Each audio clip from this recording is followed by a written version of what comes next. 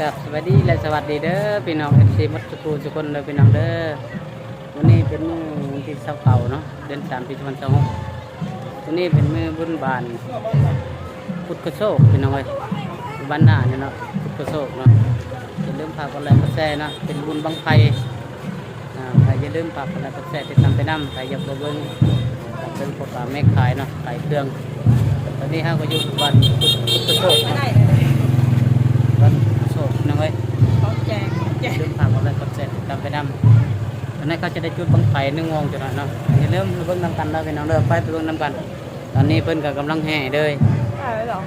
เลยจัดขนมเด้อมีขนมข้าวจี่ขนมมาบริจาคขนมพี่น้องเอ้ย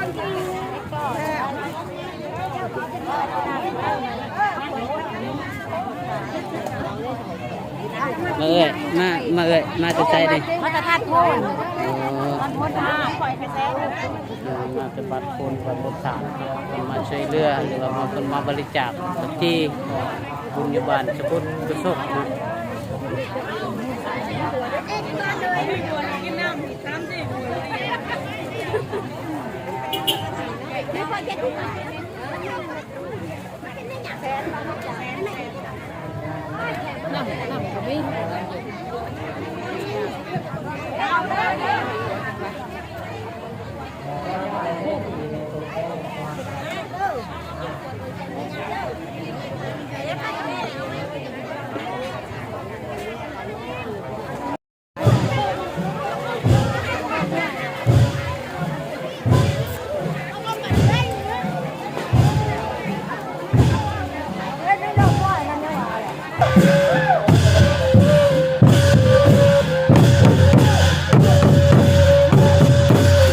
ตอนนี้เพิ่นก็กำลังแห่บุญเด้อว่าน้องเด้อสุข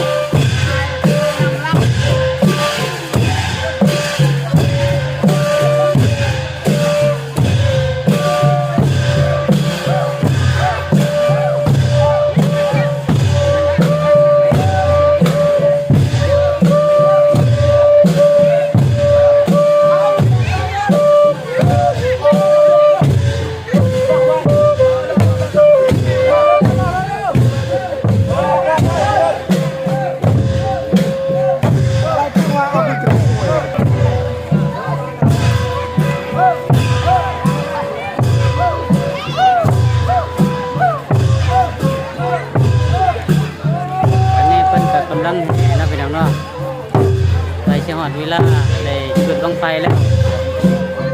เริ่มปรับอะไรก็แซ่พี่น้องถึงบ้านซุปเนาะ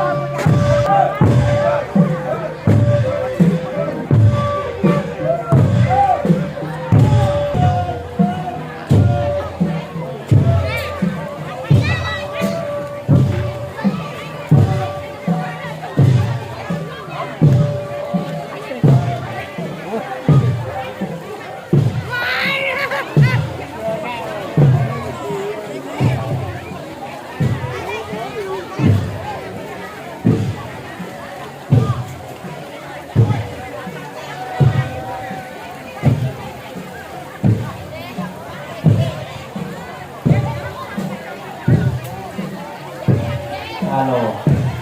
เอากันหน้าพี่น้องเด้อพระวรโกโคธนาต่อยอดต่อกันนักกันเด้อพี่น้องเด้อเอามาอีกแล้วแก้วแกงตะท่าดีคนยังมีตะท่าคนโมธนาเนาะเดี๋ยวนี้เมย์คือจะไงเนาะเอากลับมาเด้อพี่น้องเด้อกับต่อยอดเด้อตะท่าพี่น้องแต่การตาก็เรียกตะท่าดี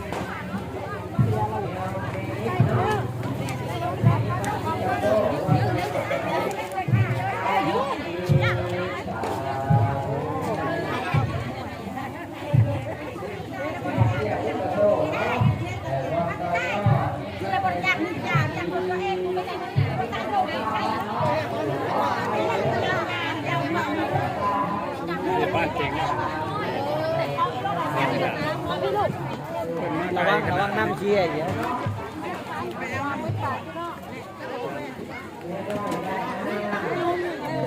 ใส่น้องใส่น้องขนาดใส่กระดูกเลยจอลง เรียกทุกอะไรผู้เขาเลย เขายังเอาหัวทองนะแม่บุญจับ